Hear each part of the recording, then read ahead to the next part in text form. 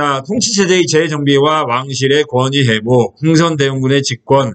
흥선대원군은 1863년 누가 죽고 나서 철종이 죽고 고종이 어린 나이에 즉위를 합니다. 철종은요, 강화도령이라고도 있고요, 19살이 왕이 됐었어요. 그러니까 어릴 때 궁궐에서 별로 시달리지는 않았는데 철종이 아무튼 33살에 죽어요. 33살에 죽었는데 자녀가 제가 볼 때 9명인가 그랬거든요. 근데 다 죽고 딸 하나만 살아남았어요.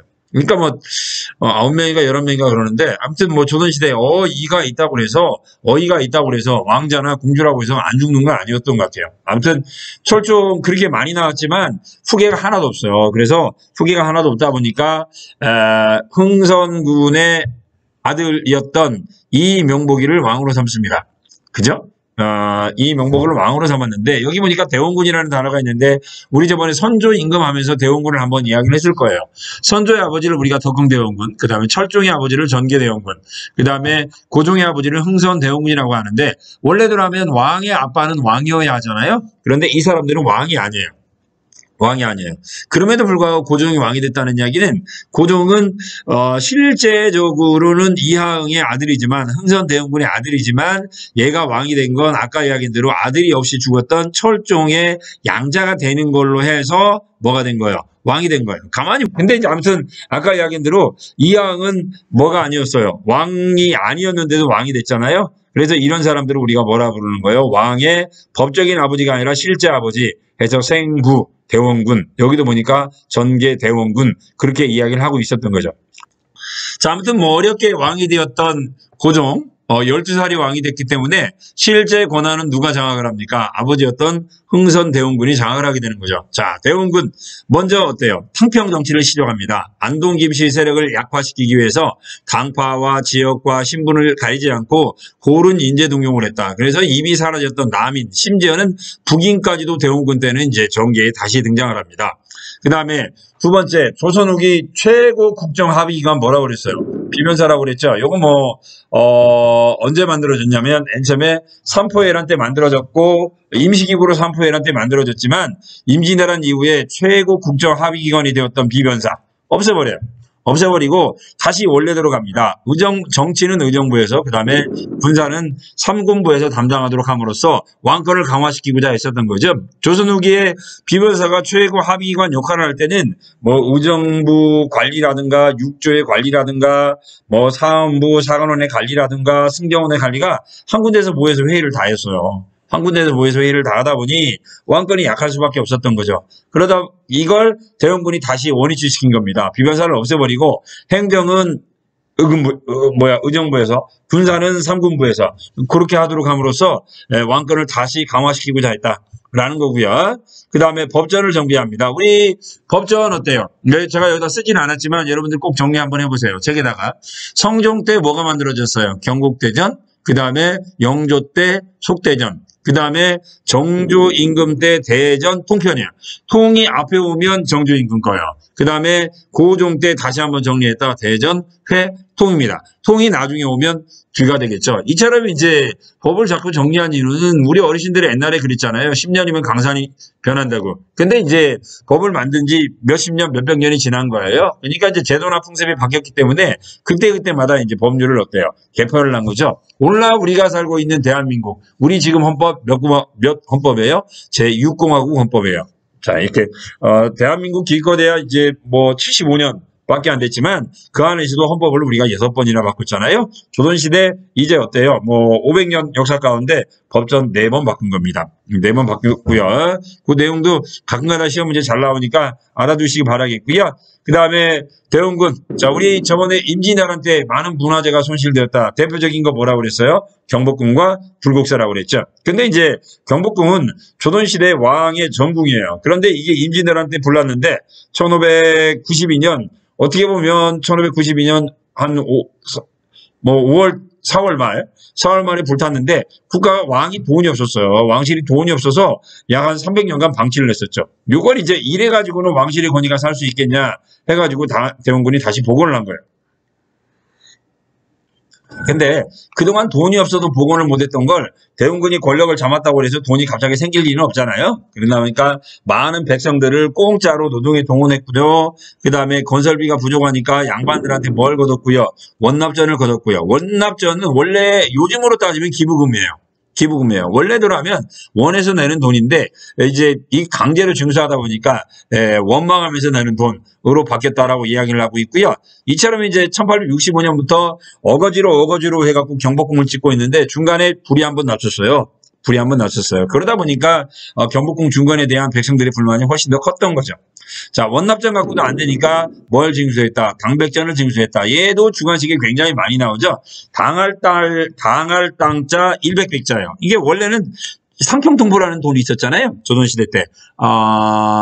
인조임금 때 만들었었어요, 이것도. 숙종 때, 인조임금 때 만들고, 숙종 때 이제 막 널리 사용됐었는데, 요 돈에다가, 이게 요즘으로 따지면 상평통보가 그 당시 10,000원짜리예요. 요즘으로 따지면. 이 세종대왕 얼굴에다가 대웅군이 동글배기 2개 더 친 거죠. 그럼 10,000원이 얼마가 되는 거예요? 100만 원이 되는 거죠. 그러니까 국가에 돈이 없으니까 10,000원짜리 돈에다가 동글배기 2개 더 치고 야 이거 100만 원이야 라고 했던 거예요. 100만 원이라고 했던 거예요.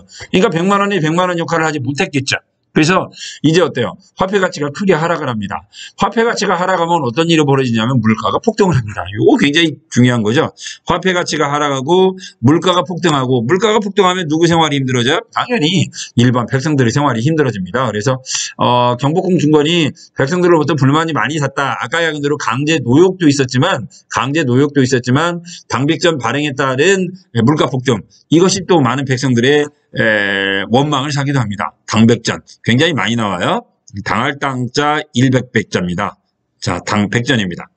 자, 그 다음에 그러고도 이제 어때요? 아까 뭐 원납전 징수하고요, 당백전 하고요, 백성들을 강제 노역시켰음에도 불구하고 돈이 부족하니까 양반들의 묘지에 있는 나무를 몽땅 다 베다가 이제 어때요? 아무래도 경복궁 건물은 다 보니까 경복궁 다 건물은 나무로 돼 있잖아요. 그래서 거의 990칸 정도 되는 경복궁을 완성을 합니다. 990칸.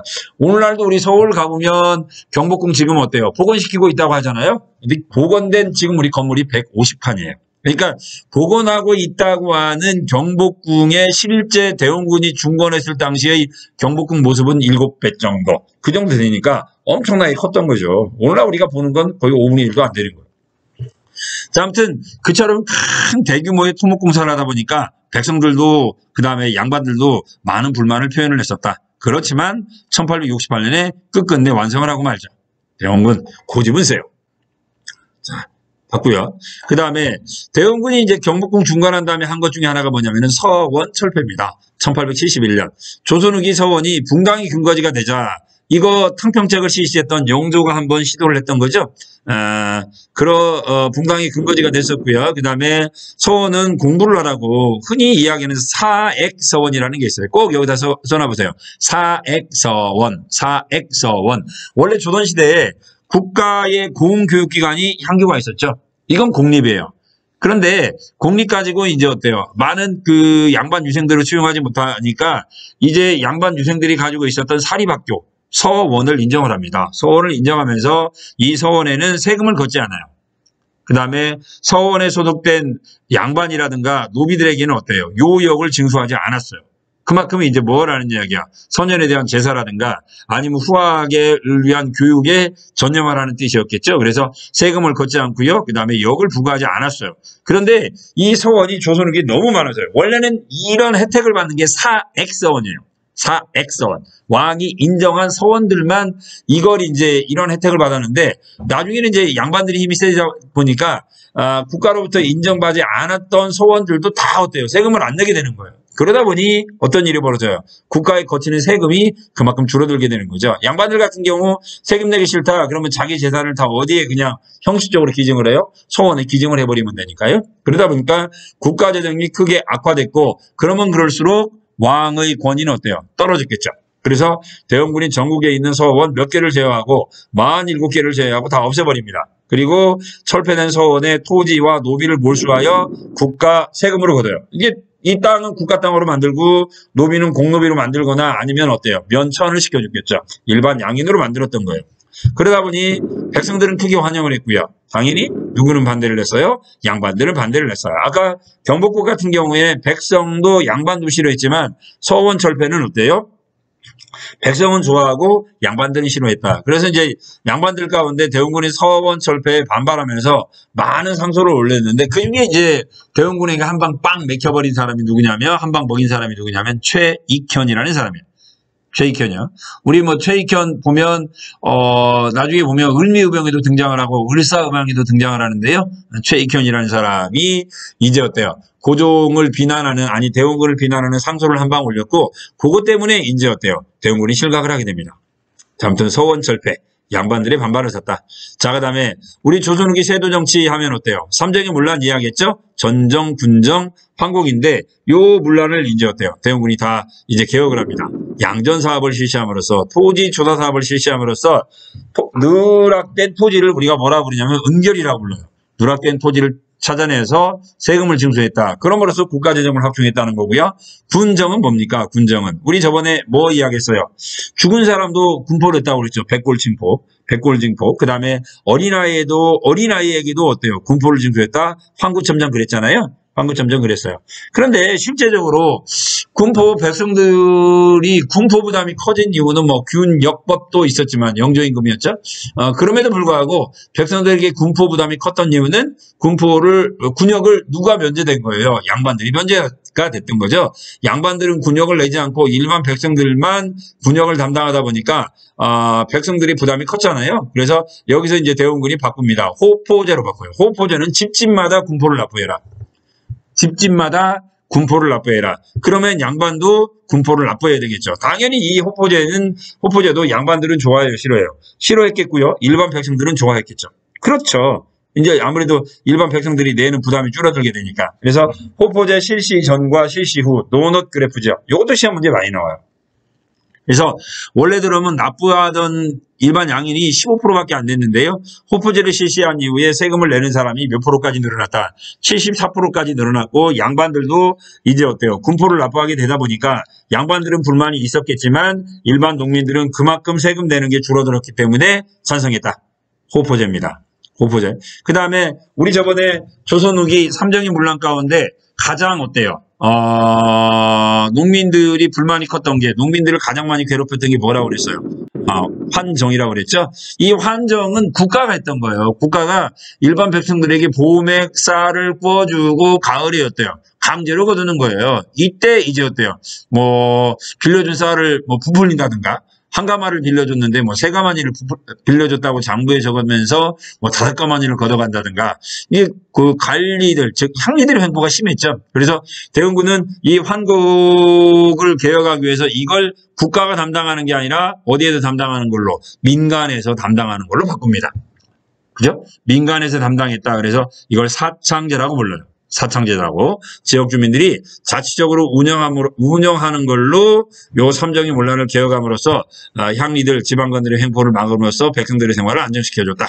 이렇게 되는 거죠. 자, 서원철폐 내용이었고요. 호포제고요. 이런 것도 이제 자료 1, 2 같은 경우 바로 이제 이전에 있던 것들인데요. 자료 1, 2 같은 경우 뭐 그 이전 건 뭡니까? 서원철폐라든가 호포제를 실시한 내용과 목적이 뭐냐? 뭐 이런 것들은 서술형으로 충분히 될 수도 있죠. 그 다음에 이것도 이제 어때요? 서원철폐 양반은 싫어했지만 백성들을 좋아했다. 호포제 역시 양반은 싫어했지만 백성들은 좋아했다. 얘도 시험 문제 굉장히 많이 나와요. 객관식으로요. 자, 흥선대원군의 의의환기입니다. 개혁정치의 의의.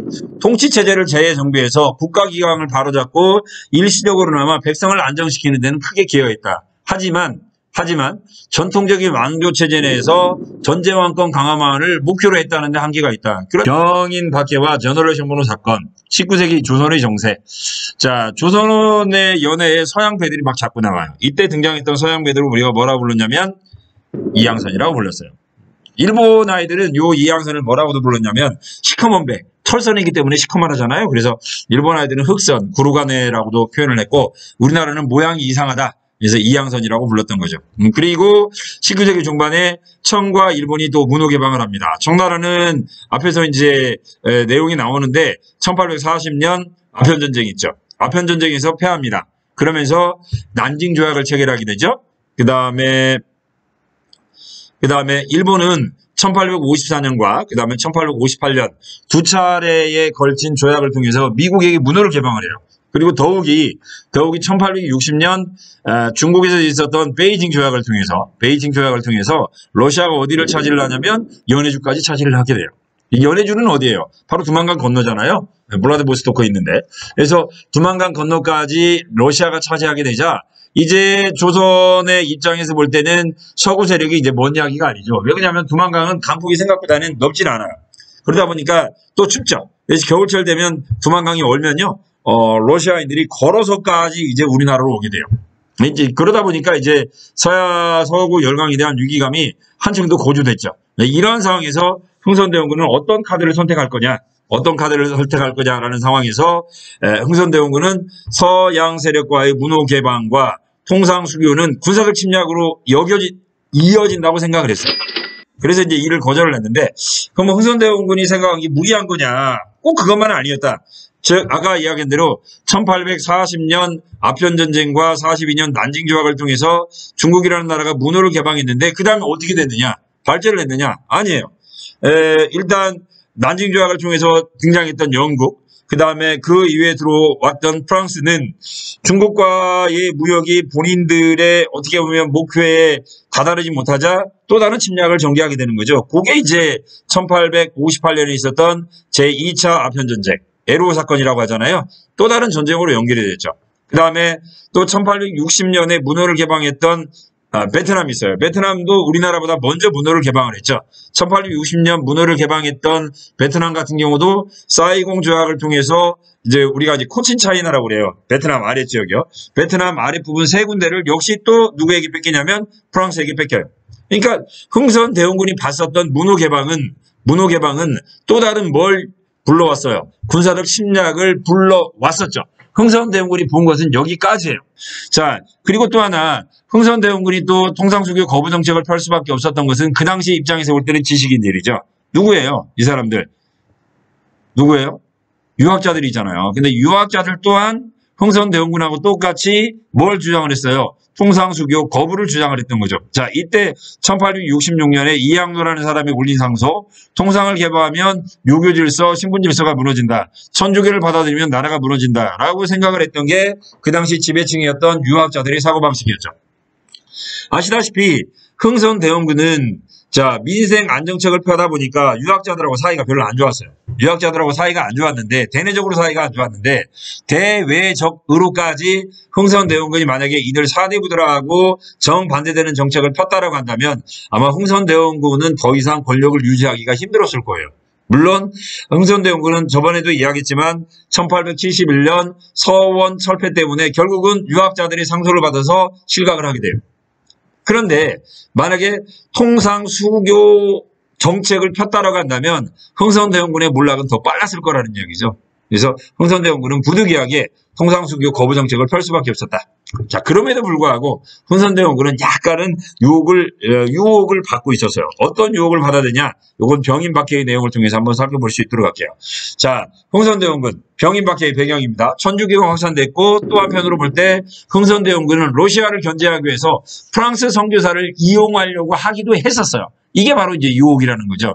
자, 러시아 1860년 아까 이야기한 대로 어디를 차지해요? 연해주를 차지했죠. 연해주를 차지합니다. 베이징 조약입니다. 꼭 물어볼 거예요. 베이징 조약이요. 베이징 조약을 통해서 연해주를 차지하자 러시아 세력을 막을 방법이 없었기 때문에 일단 시간을 벌어야겠죠. 시간을 벌기 위해서 흥선대원군은 프랑스를 이용해서 러시아를 견제하려고 했었어요. 아무래도 흥선대원군도 이제 외교 정세를 어느 정도는 알고 있었다는 거죠. 러시아가 북극곰 싸움을 잘하긴 하는데 얘들이 아직까지는 누구보다는 약하더라. 영국과 프랑스보다는 약하다는 걸 알고 있었어요. 그래서 프랑스 선교사를 이용하려고 했던 거죠. 이때 이제 이게 가능했던 배경 가운데 하나는 대원군의 부인이라든가 그 다음에 고종의 유모가 다 모였어요. 천주교 신자들이었고요. 그 다음에 이때 우리나라에는 프랑스 선교사 12명이 들어와 있었어요. 그래서 남종 사람이라는 사람을 통해서 프랑스 선교사와 선이 닿았고요. 그래서 이들 프랑스 선교사를 통해서 중국에 진출해 있는 프랑스 군대를 이용하려고 했던 거죠. 그런데 이게 제대로 이 거래가 되지 않았고요. 그 다음에 또 하나 아까 이야기한 대로 유학자들은 어때요? 천주교 탄압을 강하게 주장을 했고요. 그 다음에 때마침 중국에서도 천주교 신자를 박해했다는 이야기가 들려와요. 그래서 어차피 회담이 어떻게 보면 자신의 계획이 결렬되자 대원군도 또한 1866년 어때요? 천주교에 대한 대대 탄압을 하게 되는 거죠. 그게 바로 이제 뭐예요? 병인 박해입니다. 그래서 약 8천여 명의 천주교 신자, 그 다음에 우리나라에 들어와 있던 12명의 프랑스 선교사 가운데 9명이 처형이 돼요. 우리 교과서에 보면 이때 천주교 신자들을 대대적으로 어때요? 처형했던 공간이 있어요. 처형했던 공간. 교과서에 사진이 있으니까 문제 될 거예요. 절두산이죠. 절두산. 벨절자, 끊을 절자, 머리 두자예요. 엄청나게 많은 사람들을 한강변에 있는 절두산에 앉혀놓고 여기서 처형을 했던 거죠. 그래서 그 자리에 이제 오늘날 천주교 입장에서 볼 때는 순교하신 분들을 기리기 위해서 성당을 만들었다. 절두산 성당. 이게 바로 이제 병인 박해를 상징하는 공간이 됩니다. 자, 일단 1866년 1월 병인 박해가 일어났었고요. 그 다음에 1866년 7월 저너럴 셔머노 사건이 일어나요. 이건 군함은 아니고요. 미국 상선이에요. 미국 상선 저너럴 셔머노가 대동강까지 올라와서 우리나라에서 뭘 요구해요? 통상을 요구합니다. 그 다음에 또 이제 선박이다 보니까 오랫동안 바다를 항해하다 보면 식량과 물이 떨어지겠죠. 그래서 대동강까지 와서 물을 요구하고 그 다음에 식량도 요구를 해요. 그냥 단순히 물을 요구하고 식량만 요구했으면 상관이 없을 텐데 얘들이 플러스 알파로 통상까지 요구하면서 대동강까지 올라왔던 저너럴 셔머노가 대포를 빵빵빵빵 쏩니다. 그러다 보니까 피해를 입은 사람들이 있었겠죠. 이 당시 평양에는 그 평안도 관찰사가 누구냐면 나중에 통상 개화론을 주장하는 박 교수라는 사람이에요. 근데 박 교수는 미국 상선과 싸우고 싶은 생각이 없었는데 얘들이 이제 막 대포를 빵빵 쏴대면서 너무나 많은 피해를 입히니까 어쩔 수 없이 이 저너럴 셔머노를 침몰시킵니다. 침몰시키는 과정도 좀 눈물 나죠. 아까 이야기한 대로 상선이 대동강가로 올라갔다 내려갔다 하면서 대포를 쏘니까 속수무책이에요. 그래서 속수무책이었는데 아무래도 이제 우리나라 서해안은 뭐예요? 조수간만한 차가 크죠. 이게 왔다 갔다 하다가 썰물이 되니까 요 배가 딱 모래토대에 걸린 거예요. 그러자 이제 박 교수가 대동강에 있던 조그만한 쪽배에다가 어때요? 화약을 실죠. 화약을 실어가지고 저너럴 셔머노로 보내가지고 폭발을 시킵니다. 요즘으로 따지면 뭐예요? 어뢰죠, 어뢰. 그래서 저너럴 셔머노에 탔었던 선원과 그 다음에 상인들 23명 전체가 죽습니다. 이게 바로 저너럴 셔머노 사건이죠. 좀 눈물 나요. 격침시키는 과정도 보면 아까 이야기한 대로 그 썰물 때 그냥 겨우 침몰을 시킵니다. 자, 요게 이제 아까 여긴 저너럴 셔머노 사건인데 얘는 1866년 7월이에요. 그 후로 오랫동안 미국은 저너럴 셔머노가 어디 가는가를 몰랐어요. 약 5년간. 그 다음에 이제 1866년 9월 뭐가 일어나면 병인양요가 일어나요. 이 병인양요는 아까 이야기했던 1월 달에 있었던 병인 박해를 구실로 프랑스 함대가 쳐들어옵니다. 로즈죠, 로즈. 로즈 제독이 군함 약 7척을 이끌고 쳐들어와요. 자, 결과 한성군이 문수산성에서 양원수가 정족산성에서 그래서 병인양요하면 가장 대표적으로 요 양원수 장군의 정족산성 전투를 이야기해요. 그리고 프랑스군이 철수하는 과정에서 유명한 뭐예요? 외규장각. 여기 있는 거죠. 규장각은 우리가 어디서 들어봤죠? 규장각. 그렇죠. 정조 임금이 만들었던 왕실 도서관 이름이 규장각이었잖아요. 왕실 도서관 이름이 규장각이었는데 이게 규장각은 서울에 있는 거고요. 여기에 있던 책 가운데 일부를 강화도에 보관을 한 거예요. 아무래도 조선이라는 나라는 건물이 목재 건물이다 보니까 화재에 취약해요. 그래서 책의 일부를 이제 어때요? 외곽에다 따로 보관했는데 따로 보관하는 곳은 어디예요? 가장 외부의 침략을 안 받을 곳에다가 보관을 해야겠죠. 그러다 보니까 그동안은 우리나라 외부 침략은 어때요? 북방민족이었고 북방민족은 뭐에 약했어요? 해전에 약했죠. 그래서 어디에다 보관을 한 거야? 소중한 책을 강화도에다 보관을 했던 거예요. 그게 바로 바깥에 있는 규장각 해가지고 외규장각이라고 이야기했던 거죠. 외규장각에 있는 의궤입니다. 의궤는 뭐냐면 조선시대 왕실과 국가의 중요 행사를 일일이 그려놓은 책이에요. 요즘으로 따지면 동영상이죠. 요즘으로 따지면 동영상이에요. 그래서 이 의궤를 보면 그 당시 조선의 뭡니까? 복장이라든가 그 다음에 페스티벌이라든가 아니면 세레모니를 할 때 어떤 식으로 했는가를 그대로 알 수 있는 거예요. 아까 얘기한 대로 동영상이니까. 근데 이 소중한 자료를 강화도에 놨는데 나중에 어때요? 프랑스군이 다 약탈을 해 갔던 거죠. 자, 그리고 요 병인양요는 흥선대원군의 통상수교 거부 정책의 의지를 더욱더 어때요? 강화시켜줘. 왜? 우리가 싸워서 이겼기 때문에. 자, 아까 이야기한 대로 병인양요. 얘들이 강화도로 와서 백기를 따라서 한 방에 어디로 가려고 했던 거예요? 서울로 진격을 하려고 했던 거죠. 그러다 보니까 이제 강화도가 주된 침략 루트가 됐던 거고요. 맨 처음에 강화도로 들어가는 입구 문수산성에서 전투를 벌였는데 이겨요. 그런데 이제 이때 이제 우리가 이제 병인양요 때 보면 프랑스군이 강화도를 아주 쉽게 점령을 합니다. 아주 쉽게 이제 강화도가 점령이 되자 조정이 발칵 뒤집혀졌죠. 그래서 이제 강화도를 다시 탈환하기 위해서 조선군을 몰래 이제 어때요? 배에 실어서 정족상성으로 보내요. 이때 이제 프랑스군이 총을 갖고 있었기 때문에 이들과 싸우기 위해서 조선에서는 전국에서 가장 내노라는 포수 약 500여 명을 선발합니다. 포수는 호랑이 잡는 사람들이잖아요. 포수 500여 명을 선발해서 밤에 몰래 정족상성으로 보내요. 그래서 500여 명이 몰래 숨어서 매복을 하고 있었어요. 그런데 그 앞으로 프랑스군이 지나갔던 거죠. 프랑스군이 지나가자 약 150명이 프랑스군이 지나갑니다. 그래서 500여 명이 잠복하고 있다가 일제히 사격을 가해서 프랑스군을 격퇴합니다. 이때 뭐 프랑스군이 어마어마하게 죽어요. 30명이 다쳐요. 자그마치. 그리고 7명이 죽어요. 150명 가운데 7명이 죽자 프랑스군이 깜짝 놀라서 철수한 거. 그게 바로 병인장이에요. 웃지 말아요. 뭐 어마어마한 전과를 거둬요. 자, 그래서 프랑스군을 격퇴했던 결정적 전투는 바로 양원수 부대의 정족산성 전투였고요. 자, 그 다음에 이제 1868년 무슨 일이 벌어졌냐면 오페르트 도굴 사건이 벌어져요. 이 오페르트라는 사람은 독일 사람이에요. 독일 사람. 오페르트가 역시 우리나라에 와서 통상 요구를 하다가 거부당하자 다시 홍콩으로 돌아가요. 홍콩으로 돌아가서 그 당시 집권자가 흥선대원군이었어요. 68년이니까. 아버지 무덤이 서해안에 있다는 걸 알아요. 서해안 덕산에 있었어요. 덕산에. 그래서 야 얘네 조선인들은 무덤에다가 많은 금은부화를 넣어놓는다더라. 그래서 걔네 아버지의 무덤을 도굴 하면 우리가 많은 이익을 얻을 수 있을 거야 해가지고 홍콩 조폭 한 20여 명을 데리고 와서 덕산에 있었던 남영건 무덤을 도굴을 합니다. 그런데 이제 이 흥선대원군이 왜 아버지 무덤을 바닷가에 놨느냐? 바닷가에 놓은 이유는 흥선대원군이 자기 아들을 왕으로 만들기 위해서 전국에 있는 풍수 지리학자에 물어보니까 이곳에다 만들면 아들이 반드시 왕이 된다라고 했던 곳에다가 아버지 무덤을 이장을 시켜요. 그런데 바닷가에서 너무 가까우니까 해일이 닥치면 무덤이 쓸려가게 생겼는 거라. 그래서 무덤을 어떻게 만들어요? 관을 만들고 그 위에다가 철판을 씌웠어요. 철판을. 근데 오페르트가 그걸 몰랐던 거죠. 그죠? 그래서 도굴을 하려다가 실패로 끝났어요. 실패로 끝났긴 했지만 흥선대원군이 노발대발하죠. 왜? 이 진짜 서양애들은 뭣도 없는 놈들이다. 죄송해요. 부모의 은혜를 전혀 모르는 놈들이다. 왜? 무덤을 도굴 했으니까. 그래서 흥선대원군의 수교 거부지를 훨씬 더 강화시켰다. 훨씬 더 배가시켰다. 그게 바로 뭐예요? 오페르트 도굴 사건입니다. 그 다음에 이제 신미양유가 일어나게 되죠. 신미양유는 아까 이제 1866년에 있었던, 이게 5년 전에 있었던 전원홀 쇼모노 사건을 구실로 미국이 다시 쳐들어와요. 역시 강화도로 쳐들어옵니다. 아까 병인양유에서 본 것처럼 강화도로 점령을 하면 아주 쉽게 어디로 갈 수 있어요? 어디로 갈 수 있어요? 한양으로 진출할 수 있기 때문이죠. 여기 보면 양화진이 있는데 양화진 잘 보세요. 여기도 바로 옆에 있네요. 그죠? 서울시내 한가운데입니다. 양화진. 자, 초지진, 덕진진에서 한판 붙었는데 조선군이 패했어요. 그러다가 어재현이 이끌고 있는 광성부 전투. 광성부 여기입니다. 여기. 광성부에서 이제 조선군하고 이제 어때요? 미군이 역시 또 이제 가장 크게 붙죠?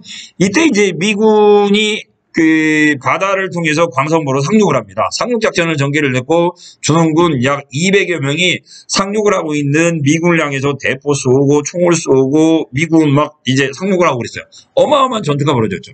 이때 자그마치 조선군은 미군을 자그마치 3명을 죽여요.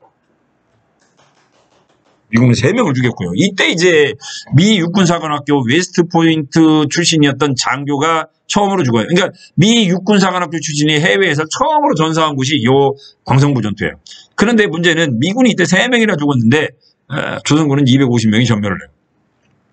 250명이 전멸을 해요. 그런데 미군이 이때 조선군에게 학을 떴다 이거죠. 와, 얘들은 전체가 다 죽어도 와서 싸우네 해가지고 학을 떠가지고 미군이 철수를 했다. 이때 이제 이게 어재현 장군의 사령관 깃발입니다. 사령관 깃발. 나중에 우리 교과서에도 나오지만 2007년에 반환을 해주죠. 사령관 깃발. 요 사령관 깃발이 나오면 얘도 신미양유입니다. 신미양유. 그리고 신미양유 때는 프랑스군은 이때 카메라가 없었어요. 이건 손으로 그린 거예요. 얘들은 사진을 처음으로 찍어요. 그래서 이때 신미양요 때 미군에게 포로된 사람이 우리나라에서 처음으로 사진 찍힌 1호가 돼요. 처음으로 사진 찍힌 1호가 됐고요. 아무튼 이때도 역시 조선군은 싸움에서 이겼으니까 어떻게든지 미군이 철수해서 통상수교 거부 정책을 계속 강화를 하고요. 그래서 병인 양요와 신미 양요가 끝난 다음에 맨 마지막에 흥선대원군이 뭘 세워요? 척하비를 건집합니다. 척하비는 맨 어때요? 마지막에 세운다는 거고요. 이 척하비의 내용은 서양과 통상 수교를 하자는 것은 나라를 팔아먹는 일이다. 절대 뭐 하면 안 된다? 뭐 하면 안 된다? 통상 수교를 하면 안 된다. 여기 내용 보면 병인년의 직교, 병인양요 때 만들었고 신미년에 세웠다. 그러니까 신미년에 세웠다는 이야기는 얘가 언제 이후다? 신미양요 이후에 이제 어때요? 척하비를 세웠다라는 걸 이야기를 하는 거고요. 의인은 서양 침략 세력을 일시적으로 저지했다. 자, 그러나 한편 아까 이야기한 대로 흥선대원군은 서양 세력과의 통상 수교를 거부할 수밖에 없었어요. 그 당시 본 게 그것밖에 없었으니까.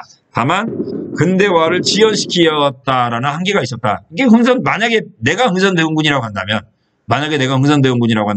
어떻게 해야 할까? 어떻게 해야 될까? 이건 조금 이제 우리 여러분 친구들에게 숙제가 되겠죠. 숙제가 되겠고요. 이건 수업 시간에 제가 잠깐 물어볼 수 있도록 할게요. 자, 여기까지 이번 시간엔 마치도록 합니다. 감사합니다.